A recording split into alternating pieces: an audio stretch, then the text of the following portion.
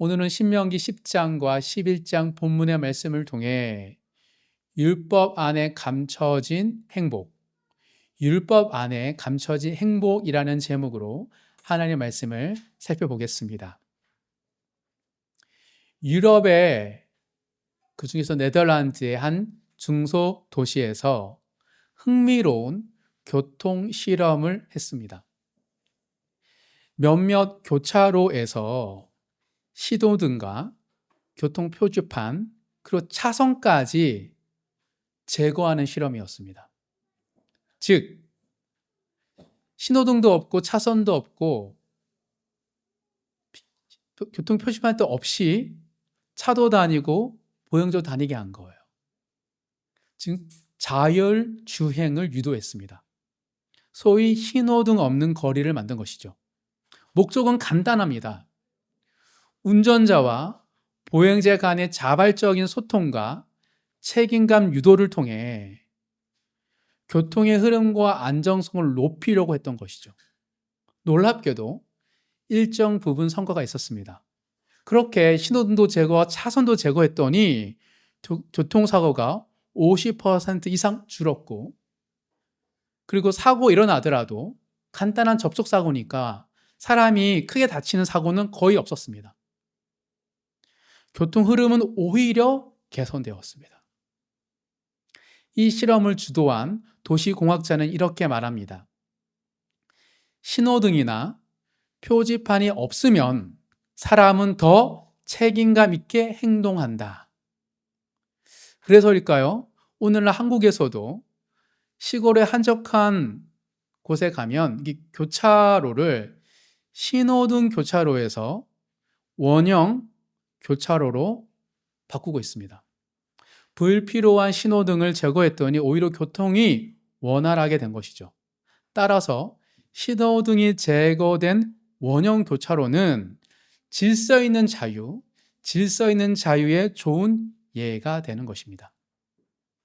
하지만 이 네덜란드 교통 실험에서 또 분명한 한계도 드러났습니다. 규칙 없이 각자 알아서, 보행자도 운전자도 알아서 통행하는 시스템은 누구에게? 운전자에게 극심한 스트레스를 줬습니다. 언제 사람이 튀어나올지 모르고 맞은편 오는 차량 차선이 없으니까 피해 다녀야 되고, 그러니 속도도 줄였어요. 운전자는 스트레스가 커졌습니다. 또한 시각장애인 등 교통약자에 대한 배려는 현저히 줄어들었습니다. 또한 고속도로나 교통량이 많은 대도시에는 적용이 어려웠어요. 한적한 곳에 가능하지 차도 많고 또 사람도 많은 곳에는 안 되는 거죠. 무엇보다도 교통사고 발생 시 책임 소재를 명확히 가리기 어려웠습니다. 차선도 없고 신호등이 없으니까. 결국 이 실험은 또 하나의 교훈을 남기게 됩니다. 이 실험을 한 이유는 뭐죠? 첫 번째 교훈은 신호등이나 표지판이 없으면 사람은 더 책임감 있게 행동한다 라는 교훈뿐만 아니라 규칙 없는 자유는 불안하고 위험하다는 교훈입니다. 이 실험은 역설적으로 규칙은 단순한 억압이 아니라 평안과 질서를 위한 좋은 방법이라는 사실을 오히려 드러냈습니다. 교통법규와 신호체계가 없다면 어느 누구도 자유롭게 엑셀을 밟을 수 없기 때문이죠. 사랑하는 성도 여러분, 하나님이 주신 율법도 마찬가지입니다. 율법은 우리를 얽어매는 것이 아니라 참된 자유와 복된 삶으로 인도하는 하나님의 규칙이고, 진정한 자유는 방목과 방종이 아니라 어떠한 범위와 질서 속에서 구현되기 때문입니다. 즉, 율법은 항상 자유가 있지만 극심한 스트레스를 안고 살아가는 성도가 아니라 요거를 지켰을 때 진정한 평안과 자유를 누릴 수 있는 하나님의 선물인 것이죠. 하나님의 주신 언약궤는 어디에 담겨 있죠? 율법은 어디에 담겨 있죠? 언약궤라는 곳에 십계명 돌판이 담겨 있었습니다. 그리고 언약궤는 히브리 원어로 보면 노아입니다. 방주예요. 노아의 방주. 즉 율법은 언약궤라는 안에 담겨 있었는데 이건 마치 포장된 하나님의 선물 같습니다. 그 언약궤, 방주를 벗겨내면 그 안에 율법이 있고 마치 그 율법은 우리에게 진정한 자유와 평안을 주는 것처럼 말이죠. 그렇다면 율법 안에 감춰진 하나님의 선물, 행복을 어떻게 누릴 수 있을까? 그리고 율법 안에 감춰진 하나님 주신 행복은 구체적으로 무엇일까? 라는 질문이 생깁니다. 오늘 우리는 신명기 10장, 11장 본문을 통해 율법 안에 감춰진 행복이 무엇인지 함께 살펴보도록 하겠습니다. 이를 통해 하나님께서 주신 은혜를 풍성히 누리시는 모든 성도님 되시길 주님의 이름으로 축복합니다. 첫째, 율법은 은혜 받은 자에게 주신 하나님의 사랑의 요청입니다. 율법은 은혜 받은 자에게 주신 하나님의 사랑의 요청이에요. 그리고 하나님께 사랑의 요청을 받는 것 자체가 행복입니다. 신명기는 모세가 약속의 땅에 들어갈 새로운 세대에게 전한 마지막 설교입니다. 모세는 자신이 들어가지 못할 약속의 땅을 앞에 두고 새로운 세대에게 한 가지를 강조합니다. 여기서 새로운 세대는 19세 이전에 출애굽한 사람들이에요. 광야에서 태어난 세대도 있지만 성인이 되기 전에 애굽에 살던 세대도 있습니다. 그런 새로운 세대에게 한 가지를 강조하죠. 하나님이 너희에게 원하시는 것이 무엇인지 기억하라는 것입니다. 하나님이 원하는 것이 있다는 거예요. 하나님의 요구. 함께 오늘 본문 10장 12절 13절을 다시 한번 읽도록 하겠습니다. 함께 읽겠습니다. 이스라엘아, 내 하나님 여호와께서 내게 요구하는 것이 무엇이냐?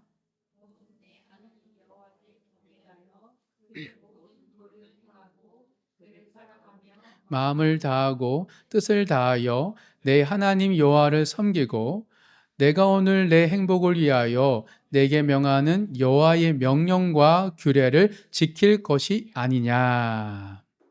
하나님은 이스라엘에게 분명하게 말씀하셨습니다. 율법은 억압이 아니라 행복을 위한 명령이라고. 율법은 하나님을 경외하고 사랑하고 섬기는 구체적인 길입니다. 그리고 이것이 진짜 복이라고 하나님은 선언하고 계십니다. 우리는 여기서 중요한 사실을 발견합니다. 율법은 구원을 받기 위한 조건이 아닙니다. 뭐라고요? 율법은 구원을 받기 위한 조건이 아니라 이미 구원받은 자에게 주시는 사랑의 요구, 사랑의 요청이라는 사실입니다. 출애굽 이후에 시내에서 받은 것이 율법이었습니다. 출애굽 전에 받은 것이 아닙니다. 애굽 후에 기적과 구원을 경험한 이후에 받은 것이 율법 언약이었습니다. 이어서 14절 15절 함께 읽겠습니다. 하늘과 모든 하늘의 하늘과 땅과 그 위의 만물은 본래 내 하나님 여호와께 속한 것이로되 여호와께서 오직 내 조상들을 기뻐하시고 그들을 사랑하사 그들의 후손인 너희를 만민 중에서 택하셨음이 오늘과 같으니라. 하나님은 온 우주의 주인이십니다. 그리고 하나님께서 연약한 이스라엘을 먼저 사랑하시고 선택을 하셨습니다. 율법을 잘 지켜서가 아닙니다. 율법을 지킬 수 있는 사람처럼 보여서가 아닙니다. 그냥 먼저 하나님께서 사랑하시고 선택하셨습니다. 그러므로 율법은 아무에게나 주신 것이 아닙니다. 율법은 구원받은 자만이 들을 수 있는 하나님의 요청입니다. 사랑하는 성도 여러분, 하나님께 요구받는 것, 율법을 지키라는 요청을 받는다는 것은 그 자체가 특권이고 축복입니다. 따라서 율법은 우리를 구속하는 짐이 아니라 하나님의 사랑을 살아가는 방법인 것이죠. 이어서 20절, 22절 읽겠습니다. 내 하나님 여호와를 경외하며 그를 섬기며 그에게 의지하고 그의 이름으로 맹세하라. 그는 내 찬송이시요 내 하나님이시라. 내 눈으로 본 이같이 크고 두려운 일을 너를 위하여 행하셨느니라. 애굽에 내려간 내 조상들이 겨우 70인이었으나 이제는 내 하나님 여호와께서 너를 하늘의 별같이 많게 하셨느니라. 아브라함을 믿음으로 조상으로 삼으신 것은 전적인 하나님의 은혜였으며 애굽 땅에서 70명밖에 되지 않은 이스라엘 한 가족을 큰 민족으로 번성하게 하신 것도 하나님의 은혜입니다. 그리고 그 민족을 애굽에서 건져내시고 광야에서 생존하게 하시며 마침내 약속의 땅으로 인도하시는 것도 변함없는 하나님의 은혜인 것이죠. 그렇게 모세는 그 은혜를 받은 이스라엘 백성들에게 말합니다. 하나님을 경외하고 그분을 섬기며 그분만을 의지하라. 이 모든 은혜를 기억하며 우리는 하나님의 사람에 응답하는 삶을 살아야 한다고 말하고 있는 것입니다. 그 응답의 방식이 바로 율법을 지키는 삶, 하나님의 뜻을 따라 살아가는 삶인 것입니다. 이처럼 율법은 하나님을 사랑하는 요구인데 율법은 단순히 하나님을 사랑하는 것만이 아니라 이웃도 사랑하는 요청이기도 합니다. 16절부터 19절 읽도록 하겠습니다. 그러므로 너희는 마음의 할례를 행하고 다시는 목을 곧게 하지 말라. 너희의 하나님 여호와는 신 가운데 신이시며 주 가운데 주시요 크고 능하시며 두려우신 하나님이시라. 사람을 외모로 보지 아니하시며 뇌물을 받지 아니하시고 고아와 가부를 위하여 정의를 행하시며 나그네를 사랑하여 그에게 떡과 옷을 주시나니 너희는 나그네를 사랑하라. 전에 너희도 애굽 땅에서 나그네 되었음이니라. 여기는 하나님의 성품이 담겨 있습니다. 긍휼입니다. 약자를, 사회적 약자를 어떻게 보면 마땅한 권리를 누리지 못하는 가장 마지막 순번에 있는 사람들을 하나님은 돌보십니다. 그래서 하나님은 하나님의 백성들에게도 요구하십니다. 이웃을 사랑하고 약자를 돌보라고. 즉 율법은 하나님을 사랑하는 뿐만 아니라 내 이웃을 내 몸과 같이 사랑하는 하나님의 요청, 요구인 것이죠. 그래서 예수님은 이 땅에 오셔서 이 율법의 정신에 대해서 명확하게 말씀하셨습니다. 마태복음 22장 37절에서 40절까지 찾아 함께 읽도록 하겠습니다. 마태복음 22장 37절에서 40절까지입니다. 마태복음 22장 37절에서 40절 다 같이 읽겠습니다.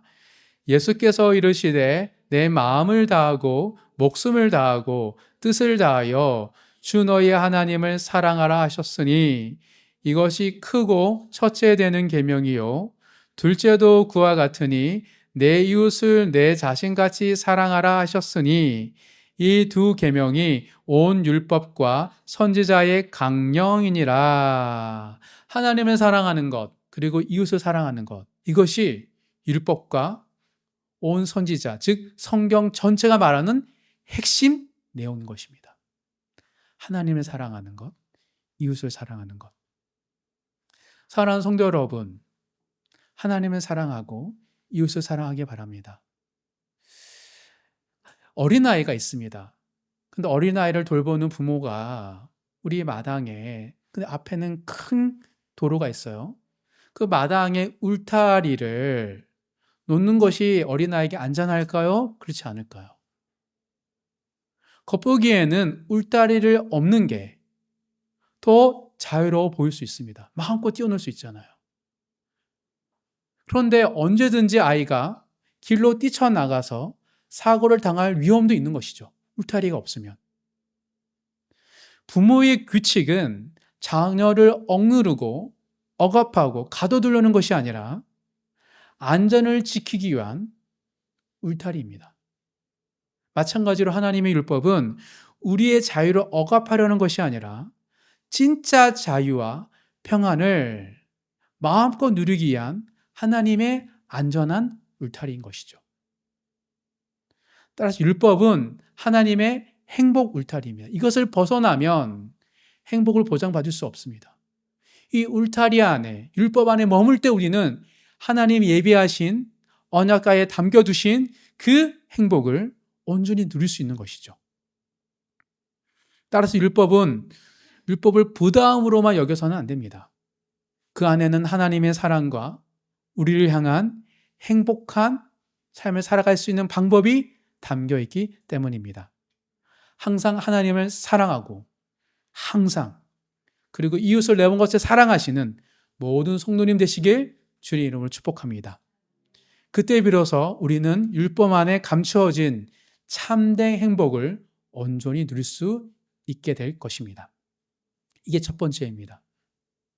사랑의 요청은 그 자체가 행복이라는 거예요. 하나님을 사랑하고 이웃을 사랑하는 명령이 특권이고 축복임을 기억하시는 모든 성도님 되시길 바랍니다. 둘째입니다. 율법은 복과 저주를 선택할 수 있는 하나님이 주신 기회입니다. 뭐라고요? 율법은 기회예요. 어떤 기회죠? 복과 저주를 선택할 수 있는 기회입니다.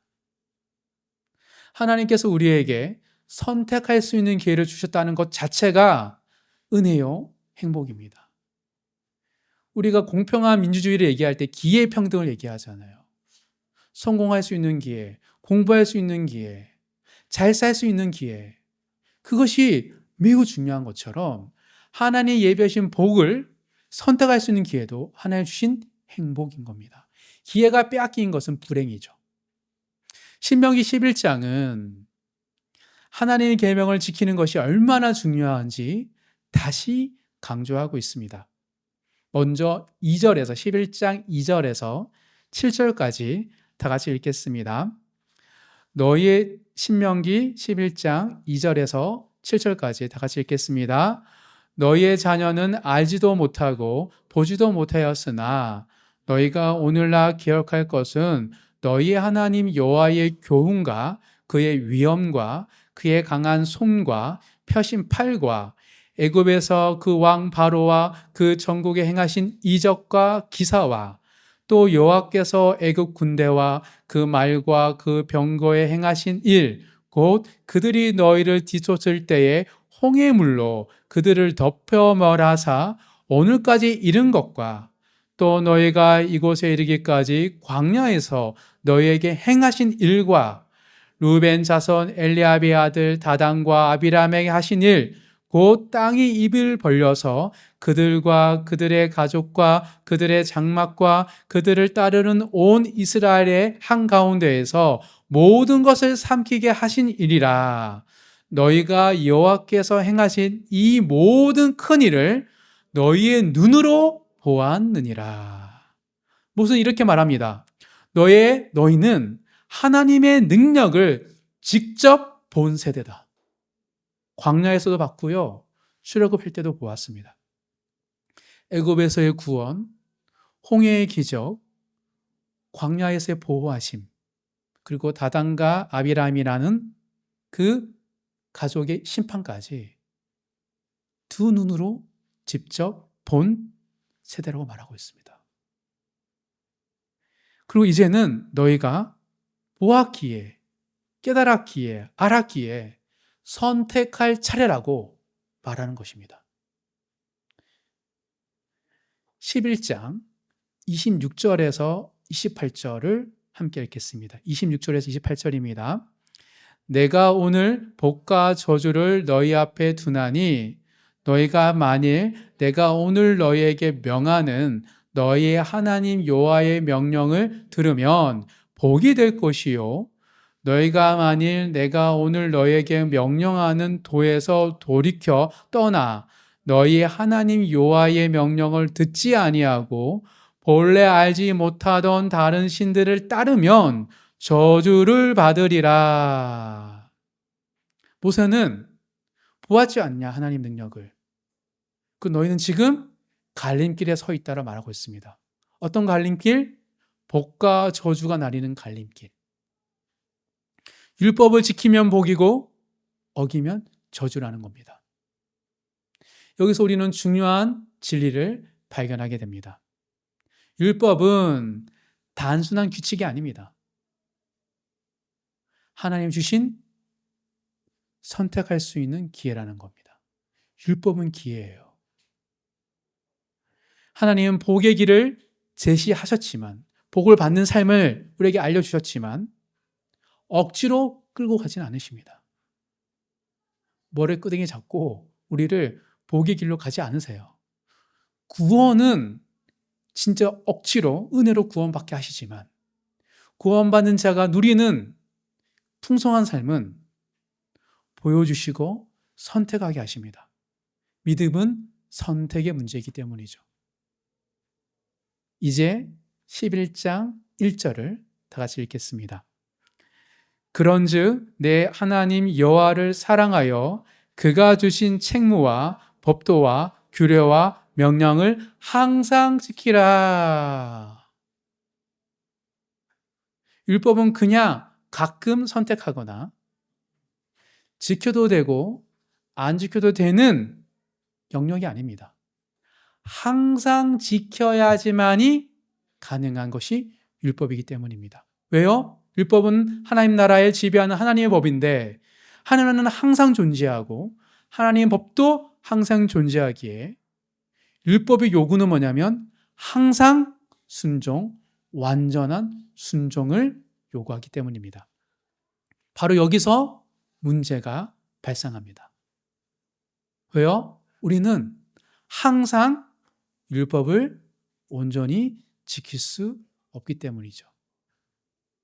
가끔은 지킬 수 있는데 항상 지키는 것은 어렵습니다. 그래서 6절, 11장 6절을 다시 한번 읽겠습니다. 다 같이 읽겠습니다. 르우벤 자손 엘리압의 아들 다단과 아비람에게 하신 일, 곧 땅이 입을 벌려서 그들과 그들의 가족과 그들의 장목과 그들을 따르는 온 이스라엘의 한가운데에서 모든 것을 삼키게 하시니라. 모세는 광야에서의 실패를 기억하게 합니다. 엘리압의 아들 다단과 아비람은 율법을 적극적으로 거역했고 그 결과 땅이 갈라져 그들의 온 가족을 삼켜버렸습니다. 저주를 받았죠. 이처럼 복과 저주는 선택의 결과였습니다. 광야에서도 그랬고 앞으로 어디에서도 약속의 땅에서도 그러할 것이라고 말하고 있습니다. 왜요? 하나님 나라는 항상 존재하고 따라서 율법도 항상 존재하기 때문입니다. 마치 결혼이 사랑의 종착지가 아니라 진짜 삶의 시작인 것처럼 결혼식이 약속의 땅은 목표가 아니라 새로운 삶의 출발점이었습니다. 광야는 훈련의 장소였어요. 이제 드디어 잘 훈련받고 본격적으로 완전한 율법의 순종을 통하여 거룩한 백성이 될 수 있는 기회가 새로운 창이 열렸던 것이죠. 이제는 진짜 순종해야 할 때였습니다. 그것을 망각해서는 안 되기 때문에 모세가 새로운 세대에게 강조한 것입니다. 근데 우리는 알죠. 인간은 율법을 완전히 지킬 수 없는 존재라는 사실입니다. 그래서 로마서 7장 9절 10절에 보면 바울은 이렇게 말합니다. 로마서 7장 9절 10절을 찾아 함께 읽어보겠습니다. 로마서 7장 9절 10절 다 같이 읽겠습니다. 전에 율법을 깨닫지 못했을 때에는 내가 살았더니 계명의 이름에 죄는 살아나고 나는 죽었도다. 생명에 이르게 할 그 계명이 내게 대하여 도리어 사망에 이르게 하는 것이 되었도다. 놀라운 이야기를 하고 있습니다. 율법은 뭐라 그랬어요? 선물이라 했잖아요. 우리를 살리는. 근데 오히려 율법이 우리를 죽인다는 거예요. 왜요? 우리가 율법을 완전히 순종하지 못하는 존재이기 때문에. 어떻게 보면 율법이 역기능이죠.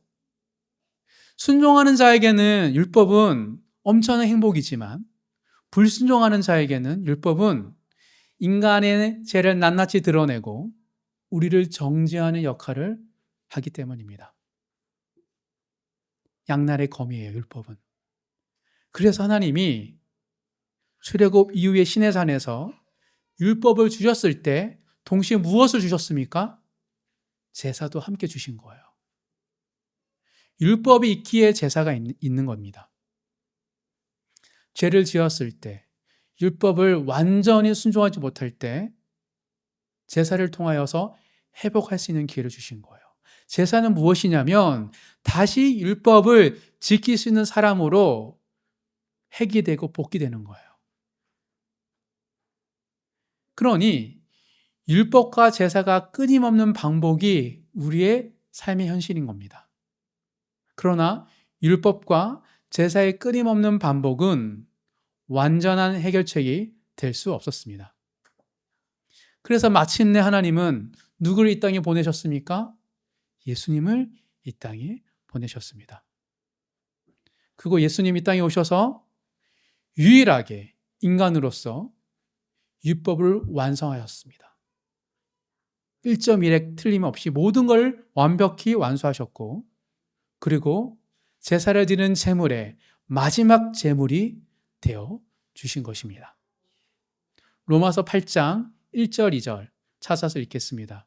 로마서 8장 1절 2절 한 목소리로 다 같이 로마서 8장 1절 2절 읽겠습니다. 그러므로 이제 그리스도 예수 안에 있는 자에게는 결코 정죄함이 없나니 이는 그리스도 예수 안에 있는 생명의 성령의 법이 죄와 사망의 법에서 너를 해방하였음이라. 죄와 사망의 법은 무엇입니까? 율법의 법입니다. 그런데 성령의 법은 무엇입니까? 예수로 말미암아 내가 율법을 완성했고 예수로 말미암아 더 이상 제물이 필요 없다는 것이 생명의 성령의 법입니다. 예수님께서 우리를 위해 율법의 저주를 십자가에서 감당하셨기 때문에 성령 안에서 예수를 믿는 우리는 이제 정죄함이 없는 이 은혜의 자리에 서 있는 것입니다. 제물을 가져오지 않아도 우리는 하나님의 받으실 만한 예배자라고 되는 거예요. 예수의 피로 말미암아. 예수님은 그래서 이렇게 말씀하셨습니다. 마지막 찾아보겠습니다. 요한복음 10장입니다.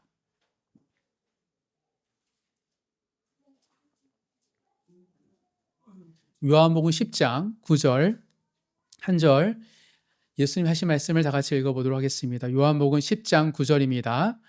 내가 문이니 누구든지 나로 말미암아 들어가며 구원을 받고 또는 들어가며 나오며 꼴을 먹으리라. 예수님은 양의 목자의 울타리 속에 양의 문이라는 거예요. 울타리는 율법이라 했죠. 그 율법이 허용한 진정한 행복을 누릴 수 있는 것은 문이신 예수님을 통해서만이 가능하다는 겁니다. 예수님은 율법이 가리키는 진짜 문, 참된 생명문이 되셨습니다. 율법은 억압의 굴레가 아니라 하나님의 행복 울타리이며 그 울타리 안에서 우리가 행복한 삶을 누리기 위해서는 문이신 예수 그리스도를 통하여 들어갈 수 있는 것입니다. 사랑하는 성도 여러분, 율법은 복과 저주의 경계에서 우리가 올바른 길을 선택하도록 도와주는 하나님이 주신 기회입니다. 축복을 누리려고 한다면 율법을 지켜야 돼요. 율법 안에 머물러야 돼요. 그러면 율법을 지키고 머물기 위해서는 예수님이 우리에게 필요합니다. 예수님 안에서 우리는 복된 삶을 선택할 수 있는 자유와 능력을 얻게 되기 때문입니다. 즉 율법 안에 감추어진 하나님의 복, 그 진짜 복은 예수님 안에 있는 것입니다. 주님 안에서 참된 자유와 평안 그리고 행복을 누리시는 모든 성도님 되시길 주님의 이름으로 축복합니다. 말씀을 정리하겠습니다. 우리는 오늘 말씀에서 율법 안에 감춰진 하나님의 두 가지 행복에 대해서 살펴보았습니다. 첫 번째는 율법은 은혜 받은 자에게 주시는 하나님의 사랑의 요청이었습니다. 요청을 받는다는 것은, 요구받는다는 것은 특권이요 축복이라 했습니다. 왜요? 사랑하는 것은 하나님의 특징인데 우리를 하나님처럼 될 수 있는 기회를 무엇이 율법이 주고 있는 것이죠. 둘째, 율법은 복과 저주를 선택할 수 있는 하나님의 기회였습니다. 그리고 그 기회는 예수님을 통해서 우리가 선택할 수 있다라고 함께 살펴보았습니다. 율법은 억압이 아니라 우리를 복된 길로 이끄는 하나님의 울타리입니다. 그리고 우리는 예수님을 통해 율법 안에 담긴 행복을 온전히 누릴 수 있습니다. 율법을 완성하셨음에도 우리의 저주를 친히 담당하신 예수님께서 우리에게 생명의 문이 되어 주셨기 때문입니다. 사랑하는 성도 여러분, 하나님의 율법을 짐으로 여기지 마시기 바랍니다. 율법 안에서 하나님의 마음이 담겨 있고 그 마음 안에는 우리를 향한 축복된 계획이 담겨 있습니다. 오늘 말씀을 마음에 새기며 하나님을 사랑하고 이웃을 사랑하는 삶으로 응답하시는 모든 성도님 되시길 주의 이름으로 축복합니다.